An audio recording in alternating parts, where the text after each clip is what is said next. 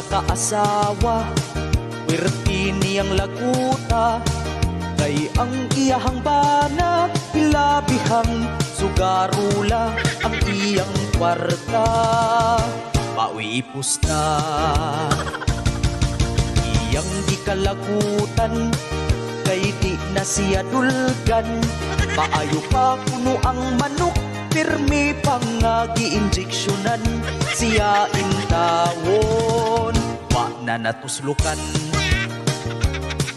Kung ang iyahang bana, mapildi sa sabong, inikuli sa ilaha, siya maoy awayon. Tungod sa kalagot niya, iyahang gibantayan, iniglakaw sa iyang bana, ihawon niyang hiniktan, isudan. Banaway kalibutan, dito na sa sabungan, iyahang giihaw o gitula ang hiniktan, perting lamia sa ilang sudan. Kung ang iyahang bana, mapildi sa sabong, inikuli sa ilaha, siya maoy awayon.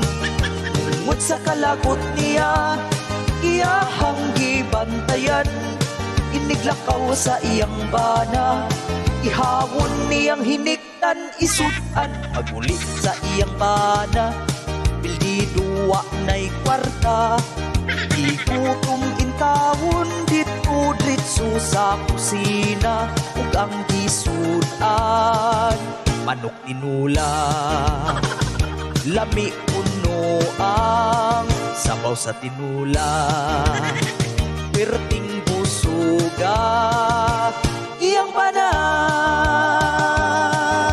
wa siya nakabalo, ang hiniktan di ay to.